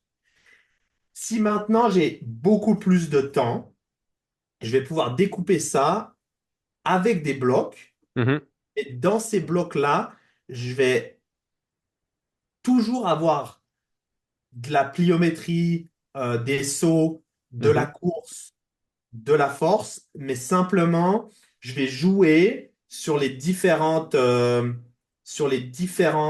aspects pour mettre l'emphase sur quelque chose de différent en fonction des cycles où on va avancer. ok. Si je prends un athlète qui va commencer avec moi, par exemple, et que c'est quelqu'un, il vient de finir sa saison, euh, c'était une longue saison, je vais peut-être avoir deux phases où on va être très général pour le réadapter à s'entraîner. Mhm, Ensuite, on va partir sur quelque chose, on va commencer avec beaucoup plus de volume et on va instaurer une base de pliométrie pour ce qui va être la préparation vraiment des tendons, des ligaments pour ce qui va arriver après en volume. mhm, Et après, on va commencer à faire de la force maximale et on va justement jouer avec ces volumes et cette intensité de vitesse de rebond, de pliométrie et j'évite en fait de dire là on est sur un cycle de force, du coup on va pas travailler de vitesse, là on est un cycle d'endurance, du coup on va pas travailler de force, là c'est un cycle de scie. Parce qu'au final, si tu fais ça, à mes yeux, tu arrêtes totalement de travailler un aspect qu'il aura besoin et que du coup, If j'ai you don't, pas ouais. pas de bons résultats avec ça en fait. If you don't use it, you lose it. Si tu l'utilises pas, tu le perds. Donc, si tu le C'est stimules ça. pas à minima en forme de Ouais. rappel, tu risques de le perdre. Ok. Après, surtout que suivant les thématiques, on met plus ou moins de temps à perdre. Mais par exemple, si un athlète ne sprinte pas à vitesse proche de maximale pendant 2, 3 semaines, il perd de Mhm. la vitesse. Donc pourquoi dire à un athlète pendant 6 mois, on va pas courir, ou 6 semaines, 8 semaines, on va pas sprinter, et après je te mets de la vitesse maximale. Et Ouais, après ouais. j'arrête de nouveau. Pour moi, ça fait pas de sens, ça. Ok. Ça, c'est des conclusions auxquelles tu es arrivé parce que tu as lu des papiers qui confirment ça ou c'est ton observation empirique de l'accompagnement que tu as fait? Ou un mélange Les des deux? deux, Ok. les deux un petit peu. Enfin, c'est ça qui est intéressant, c'est il y a des gens, ils font le travail déjà pour toi aujourd'hui. Il y a des coachs qui ont déjà fait ça avec des centaines, voire des milliers d'athlètes et qui ont observé certaines choses. Du coup, pour moi, il y a des choses qu'on n'a pas besoin de revérifier Mhm. soi-même. Et il y a des choses qu'on vérifie pas parce qu'on veut les vérifier, mais parce qu'on l'observe en entraînant. Et je coach pas aujourd'hui comme je coachais il y a 2 ans. Et probablement dans 2 ans, si j'ai de nouveau un podcast avec toi, je vais te dire des choses qui vont encore avoir évolué. Et puis tant Mhm. mieux. On se donne Hein? rendez-vous dans 2 ans peut-être. Voilà. Mais peut-être Donc avant. tant mieux. Ouais, bien sûr. J'ai envie de te dire, tu Ouais. vois, par exemple, un temps, mes athlètes sprintaient beaucoup moins qu'aujourd'hui. Un temps, mes athlètes faisaient pas de mobilité comme je fais aujourd'hui. Un temps, je pensais pas que c'était autant important d'aller chercher de la force dans des grandes amplitudes, surtout sur les épaules, pour les joueurs de foot américains. Voilà, pendant un temps, je me suis dit, OK, mes athlètes, j'ai pas envie qu'ils fassent des squats en amplitude maximale, ou j'ai pas envie de ci, j'ai Mhm. pas envie de ça. Et aujourd'hui, je vais te dire, bah, ça, j'aime bien. Ou au tout début, je disais, ça sert à rien de faire de l'haltéro pour un joueur de foot américain. Puis aujourd'hui, j'adore mettre de l'haltérophilie à ceux qui maîtrisent. Mhm. Donc, je pense qu'on se crée aussi sa propre identité quand on coach. Bien Il y a sûr. des choses qu'on y croit et ça fonctionne. Et un autre coach, il va dire, moi, j'y crois pas du tout, je vais utiliser autre chose et ça va fonctionner aussi. Mhm. C'est ça la beauté, je pense, de la préparation physique, c'est qu'on a plein de modules et on peut les assembler comme on veut, comme on peut. Et certains athlètes, ça va fonctionner, certains d'autres, ils vont pas aimer. Moi, j'ai des athlètes, je leur mets la contraste de charge, ils adorent. Et je mets à certains athlètes, ils aiment pas. Mhm. Il y a certains athlètes, je leur dis, écoute, on va travailler sur un 7 RM, 5 RM, 3 RM. Ils vont dire, j'aime pas ça parce que ça met de la pression de toujours aller chercher un max. Il y en a, on va travailler du triphasique, ils adorent ça. Il y en a, ils détestent faire de l'excentrique et de l'isométrique. Mhm. Du coup, c'est ça un petit peu aussi, je pense, la beauté, on a plein de moyens qui sont tous performants et on peut les utiliser un petit peu comme on veut parce que chaque méthodologie a un gourou qui va te dire, ça, c'est le mieux. Louis Simmons, il t'aurait dit, là, il n'y a rien de mieux que Westside. Voilà, c'est Avec la ça. conjuguée de méthode. Voilà. Ok. Celui qui a inventé triphasique va dire triphasique, c'est génial, il n'y a rien de mieux que triphasique. Et les Bulgares, ils vont te dire, il n'y a rien de mieux que la contraste de charge. Et Joel Seedman, il va te dire qu'il n'y a rien de mieux que de faire du 90 degrés. Voilà, mais on va pas parler de lui. Alors, on a cité plein de noms que peut-être vous connaissez pas, hein, Louis Simons, qui est le fondateur de Westside Barbell, qui est un énorme club de powerlifting pour lui. Et puis, Joel Seedman, je vais pas en parler. Je vous laisserai aller regarder. Ouais. Est-ce que tu prends en considération, là, tu as dit, il y a des athlètes qui aiment bien, qui aiment pas. Est-ce que tu prends en considération ce que l'athlète aime ou aime pas? À un certain degré. C'est Dans quoi? le... Un degré ou c'est... Non, non, non, dans le sens que, enfin, être en communication avec l'athlète, c'est important. Mhm, Avoir ses retours, c'est important. Mais aussi lui mettre un cadre et des limites, c'est important. Par là, je veux dire que aujourd'hui, je viens vers toi et je te mhm, dis, hey, Ken, je m'entraîne tout seul de mon côté en regardant des vidéos YouTube. Voilà, c'est pas du tout carré. Je vois des exercices, je les fais, j'ai quelques bons résultats et tout. Mais j'aimerais faire appel à un professionnel qui me fait une programmation et qui me coach. mhm. Et si chaque jour je te dis non, mais cet exercice-là, je veux pas celui-là, mais je veux celui-là, puis après je veux celui-là parce que sur Internet j'ai vu que Il si. va rapidement Euh, t'envoyer te faire foutre. Celui-là, il me met plus de courbatures, et puis on sait que les courbatures, c'est ce qui va te donner les résultats. Donc j'aimerais avoir un petit peu plus de ça parce que ça isole mieux mon. Voilà, enfin bref. Ça, je leur dis très vite, écoute, à un moment donné, tu m'as engagé pour que je te coach, moi je vais te coacher et je vais Ouais. t'amener là pour que tu aies ces résultats-là. Si j'estime qu'aujourd'hui, faire du box squat, c'est mieux que de faire du trap bar deadlift, on fait du box squat. Et que Mhm, tu préfères le trap bar deadlift, je m'en fous. Dans ce sens-là, mhm, parfois. Si un joueur me dit, écoute, ça fait 12 semaines qu'on n'a pas squatté, je me sens super mal, nanana, nanana, nanana, je vais regarder pour lui mettre un squat dans son cycle. mhm, Même si parfois j'estime que c'est peut-être pas la meilleure manière d'arriver au résultat que je veux. Je pense que si on se sent bien, on performe mieux. Du coup, c'est important de prendre en considération. Maintenant, je ne suis pas là pour être le coach à la carte de la personne, ses envies, tu vois. C'est pas un menu dégustation où il va choisir exactement ce qu'il veut. À ce moment-là, il fait ça pour lui-même. mhm. Donc, il y a une zone grise, je dirais. Ok. Faut l'écouter, faut le guider. Et parfois aussi, et ça, c'est un autre coach qui avait dit, un athlète, des fois, si tu viens de le prendre et il te dit, OK, moi, je veux absolument faire ça, et tu sais que c'est pas forcément le mieux, tu peux faire quelques semaines ce qu'il veut pour qu'il prenne conscience que ce que tu fais, c'est bien. Et une fois Mhm. il a confiance en toi, tu peux dire, OK, maintenant, tu as confiance en moi, Oui. maintenant, fais ce que je te dis. Mhm. Aller dans son sens pour ensuite l'amener dans le tien. Voilà, ouais, Oh, c'est une question après de psychologie et puis ouais, de compréhension de l'humain que tu as en face de toi et savoir à quel point tu peux le pousser, à quel point tu peux lui dire non. Et voilà, jouer avec ça. Et ça, je pense, c'est un truc où je pourrais devenir meilleur, c'est que moi, je suis hyper rigide. Genre, quand je sais que c'est mieux ou que je suis persuadé que ça l'est, peut-être ça l'est pas, hein, mais dans ma Mhm, tête, je suis sûr que ça l'est. J'ai du mal à dire à quelqu'un, non, mais écoute, oui, je vais aller dans ton sens. Je vais dire, non, maintenant, on fait que ça. mhm, Et ça, c'est un truc des fois si je me pose un peu, je dis, mais en fait, c'est pas si grave si. mhm. Voilà. Du coup, je te parlais de l'intention au détail, tu vois. C'est que des Ouais, fois, ouais, c'est poussé chez moi que je vais devoir prendre un peu sur moi et dire, OK, non, mais en fait, s'il voudrait qu'on lui mette des squats, là, fondamentalement, qu'est-ce que ça va me changer? ouais, Rien. ouais. Mhm. Voilà. Je te mets des squats, lui, il est content. Moi, je me dis, OK, Oh, ça va fonctionner quand même. moi, j'ai le sentiment que depuis que je te connais et qu'on se croise, alors après, on se connaît pas très très bien, je crois que c'est la plus grande conversation qu'on ait eue, c'est maintenant. Oui. Il me semble que tu t'es quand même adouci un petit peu avec les années, non? C'est marrant, c'est un de mes joueurs, il m'a redit ça aujourd'hui. Ouais, je sais. Il m'a dit, si, je sais plus ce qui s'est passé dans ma Ouais. salle, il m'a dit, mais John, ça, il y a quelques années, le gars, il aurait dégagé. Je lui dis, c'est peut-être avec les années aussi, Bon, peut-être aussi, je joue plus, du coup, je suis ouais, un peu plus, tu vois, genre, détendu. tranquille. Ouais, peut-être, je me suis un peu adouci, ouais. Ça doit être ça. Ouais. Ok. Alors, j'aurais encore un milliard de questions à te poser vu comme je suis lancé. Puis moi, de toute façon, du moment qu'on met une pièce dans la machine, elle ne s'arrête pas. Mais il faut qu'on avance un petit peu quand même. C'est quoi le revers de la médaille de tout ce que tu fais actuellement?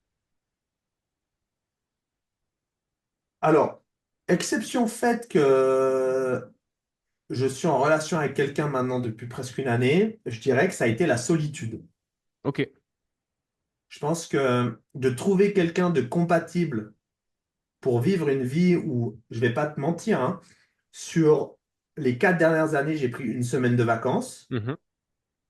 Parce que je suis comme ça aussi, j'aurais très bien pu me dire à mes athlètes, en fait, je vais prendre une semaine de vacances, vous refaites votre prog et puis voilà. Mais Personne non, n'allait mourir. voilà. Mais Mais l'attention au non, détail.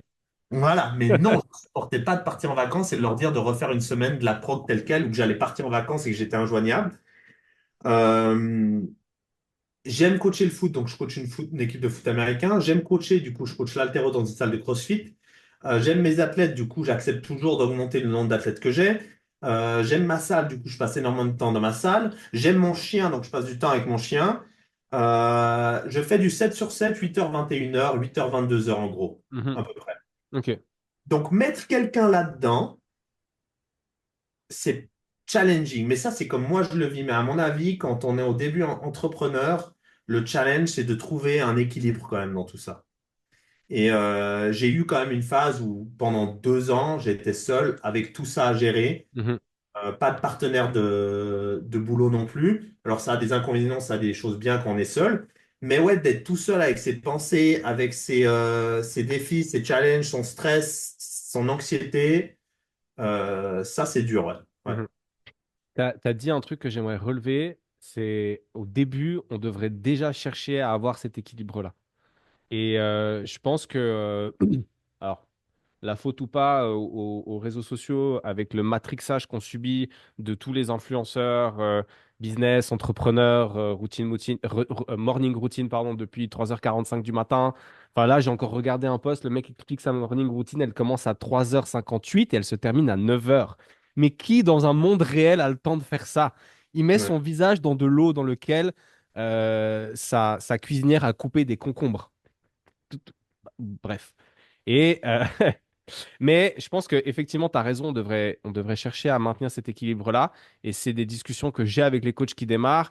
Ils sont là, ça a démarré, ça va bien. Ils sont à 3, 4, 5, 6 mois d'activité pour ceux pour qui ça fonctionne bien. Et en fait, ils sont rincés parce qu'ils n'ont Ouais. plus le temps de s'entraîner. Ils n'ont pas le temps de faire autre chose. Et en fait, cet équilibre, il devrait être cherché à être maintenu dès le départ. Ouais. Moi, j'ai compris à un moment donné qu'il faut arrêter d'échanger son temps contre de l'argent. Mhm, Parce qu'à un moment donné, il y a une limite quand même. Voilà. Moi, j'ai toujours eu des non négociables dans ma vie. Par exemple, m'entraîner, c'est non négociable. C'est je m'entraîne de cette heure-là à cette heure-là. Boum. Euh, les... J'ai bien aimé lire certains livres. Par exemple, il y en a un que je lis en ce moment qui s'appelle Plan Tomorrow Today. Et c'est comment être efficace sur son emploi du temps. Et, euh, et voilà, après, c'est s'y tenir. Je veux dire, si moi, je peux être non négociable et être super rigoureux pour mon sport, pourquoi j'arriverais pas à mettre une structure dans ma vie de tous les jours, tu vois? mhm. Donc, il y a aussi un peu ça à chercher. Mais oui. voilà, je vais pas mentir, il y a eu des phases où voilà, il fallait travailler, il y avait du stress, et du coup, se dire, OK, je suis prêt à sacrifier à un moment donné Mhm. Bien certains sûr. conforts, certaines choses Oui. pour développer quelque chose. Mais à un moment donné, il faut aussi se dire, OK, ben, je fais tout ça pourquoi? Et je fais tout ça aussi parce que je veux une certaine liberté. Et à un moment Mhm. donné, il faut pas devenir prisonnier de son modèle au détriment de l'objectif initial qui était quand même avoir une certaine liberté et aimer ce qu'on fait. Et Mhm. pas en devenir dégoûté. C'est clair. Ouais, ouais, c'est sûr. Ouais, j'approuve. Ou pour ce que ça a comme valeur, le fait que j'approuve, mais j'approuve. It's time for the quiz. OK, let's go. Tu réfléchis le moins possible aux réponses que tu donnes. Ça marche. Ça marche? 3, 2, 1, c'est parti. Quand tu étais petit, tu jouais à quoi? OK. Est-ce que tu peux nous expliquer ou nous raconter le plus grand tampon que tu as mis à un joueur? Genre le truc, tu sais, que tu vois dans les highlights des plaquages sur YouTube. Ouais, c'était en France, demi-finale du championnat, un joueur qui, à l'autre bout, latéralement sur le terrain, il veut revenir pour gagner des yards, et moi je suis arrivé vraiment genre dans son quart de casque ici avec mon épaule, Mhm. et je l'ai couché ouais, Ok. à Z. Un aliment que tu n'aimes pas manger. Les choux de Bruxelles. Euh, Ton outil d'entraînement favori. La barre. Une manie si tu en as une. J'ai un gros problème avec quand je sors de chez moi à vérifier que tout est éteint. C'est pas le premier à me raconter ça. Je sais pas ce que c'est votre problème. Ta citation préférée si tu en as une. T'en as déjà dit une ou deux, mais. Ouais, j'en ai plein, mais je vais te dire que soit on a des excuses, soit on a des résultats, et on n'a pas les deux. Ok. Un gros mot que tu dis souvent. Putain. Ton film favori. Ah, ça c'est chaud, quoi. Allez, classique Seigneur des Anneaux. Ah, c'est bon. Quel volet? Le un. Le un. Ouais, j'approuve. Je me suis dit, tu vas me dire l'enfer du dimanche, mais ça aurait été peut-être un peu Non, trop non, mais cliché. le un parce que le meilleur moment pour moi d'une histoire, c'est quand les gens se mettent ensemble pour une quête. Ouais, j'avoue. C'est ça. Ce que tu aimes le moins dans ton job. L'administratif. Ton repas favori. Spaghetti carbonara. La chanson du moment. La chanson du moment. Ouais, le truc qui tourne en boucle là. Ouais, bah, j'en ai plein, mais je vais te dire Vice de Mick Dimes. Ok. Si tu pouvais partager un repas avec quelqu'un, quelqu'un qui est ou quelqu'un qui n'est plus, quelqu'un de réel ou quelqu'un de fictif, ce serait qui? Marc Aurèle. Ouais. Si tu pouvais recommencer et faire un autre métier, tu ferais quoi? Si je pouvais tout recommencer et faire Ouais. un autre métier, hmm, eh ben ça, je sais pas. Ok. T'as le droit de pas savoir. Ouais, je sais pas. Qu'est-ce que je te verrais bien faire? Et Euh, ça marcherait comme métier ou pas? De faire rien? Non, je veux dire, ça sera un métier où ça va fonctionner pour moi si je le fais ou pas? Ah, je sais pas, mais je te verrais bien faire un truc qui est un peu contradictoire, tu vois, avec ton physique. Non, mais Euh, prof d'histoire. Ouais, Je prof serais prof d'histoire. d'histoire. Prof Je serais prof d'histoire. d'histoire. Ouais. Approuve. Et puis, une lecture que tu recommandes, peu importe le domaine. Ah oui. L'alchimiste, Paulo Coelho, Grand classique. Mais ouais, du classique. du classique. Ouais.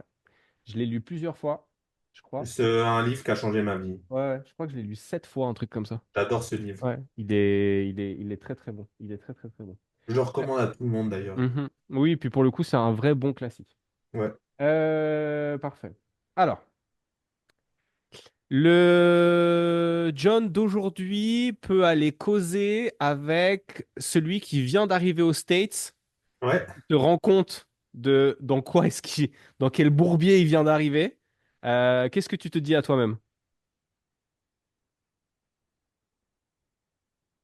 Je le dirais, peu importe ce que tu fais, fais-le toujours à fond Mhm. et n'abandonne jamais. Pour moi, c'est les choses arrivent toujours pour une bonne raison et il faut juste continuer d'y croire et puis ça va fonctionner. Mhm. Ouais. Et prendre aussi en considération les feedbacks que tu reçois pour pouvoir Ouais. adapter. Dans 10 ans, tu voudrais être où ou en être où? Alors, dans 10 ans, je voudrais être reconnu comme un des meilleurs préparateurs physiques en Europe Ok. et potentiellement, je me verrais bien avec une structure similaire aux États-Unis. Ok. Donc, dans l'idée, il y aurait peut-être à un moment donné bougé.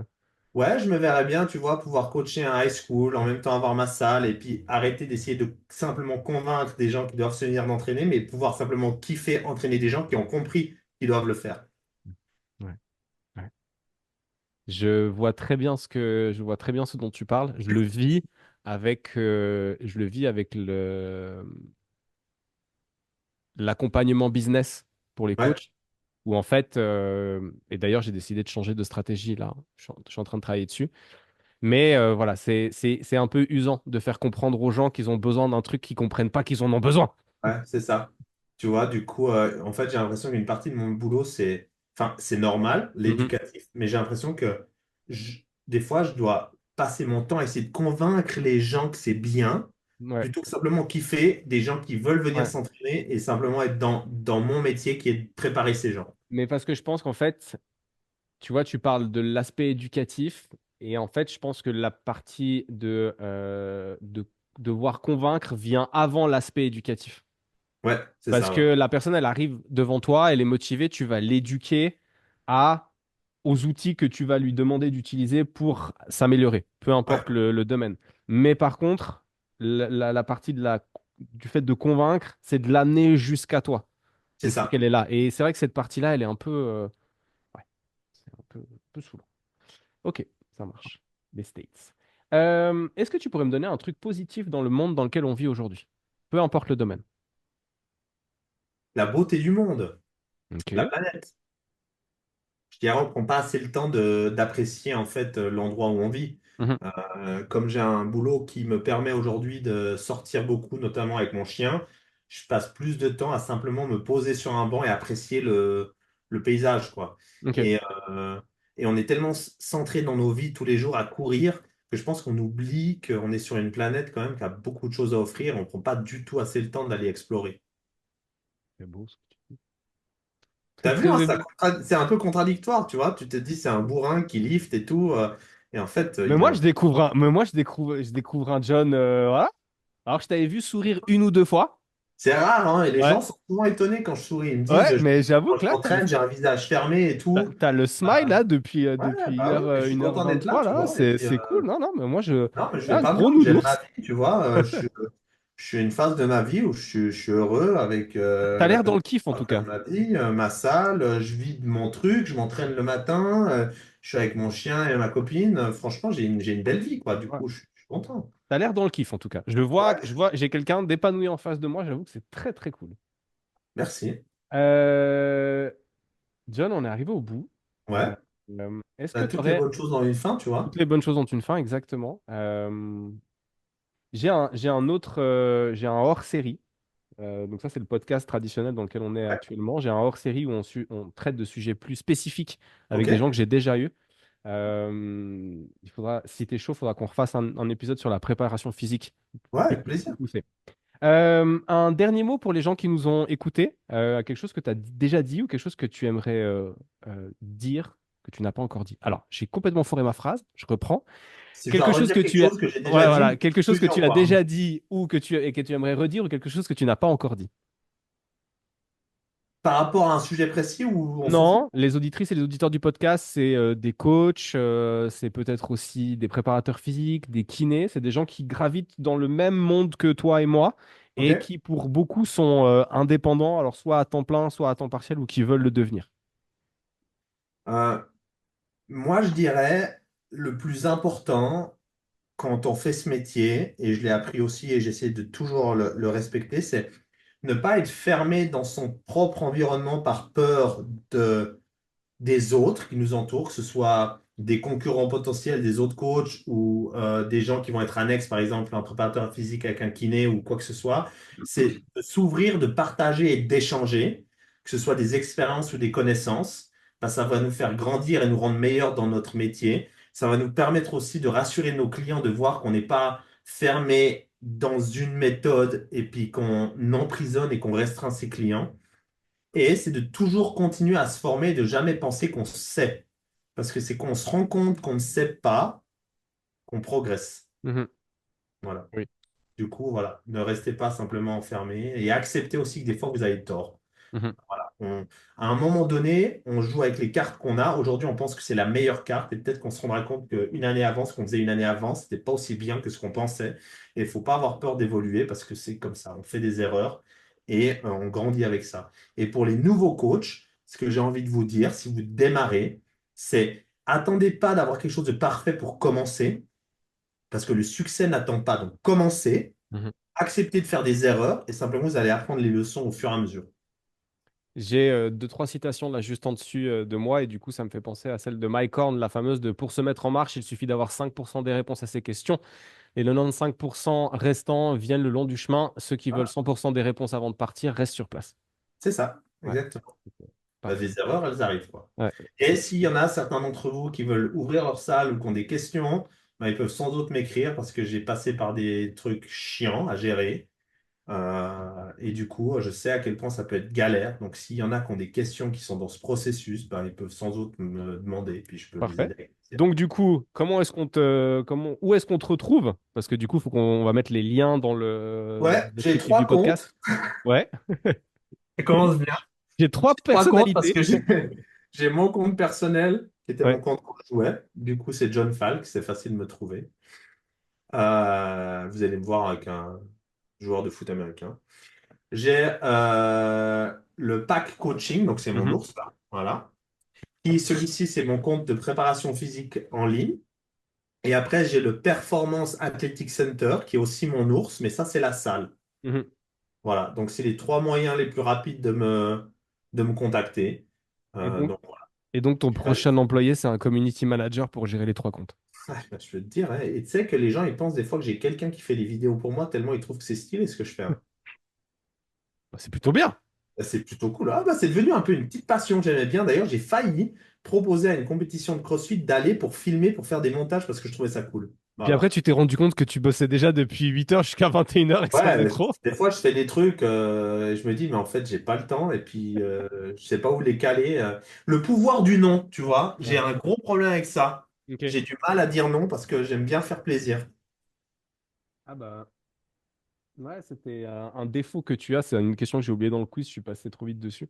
Bah, c'est peut-être ça. C'est peut-être de Le pas savoir défaut dire que non. j'ai, c'est que je fais passer trop souvent les autres avant moi. Ouais, je Mhm. suis trop généreux avec mon temps. Ok. Bon. John, merci beaucoup. C'était très Mais merci à sympa. toi. Merci à C'était toi. Et très, puis on très a sympa. galéré à le mettre en place, ce Ouais, podcast. alors on a galéré à le mettre en place. C'était un petit peu compliqué. C'était aussi ma faute parce que j'avais reporté. Mais au moins, ça s'est fait.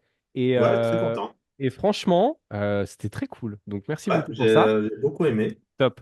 Pour les auditrices et les auditeurs du podcast, merci beaucoup de nous avoir écoutés avec John. J'espère que vous aurez pris autant de plaisir que nous, on a pris à l'enregistrer.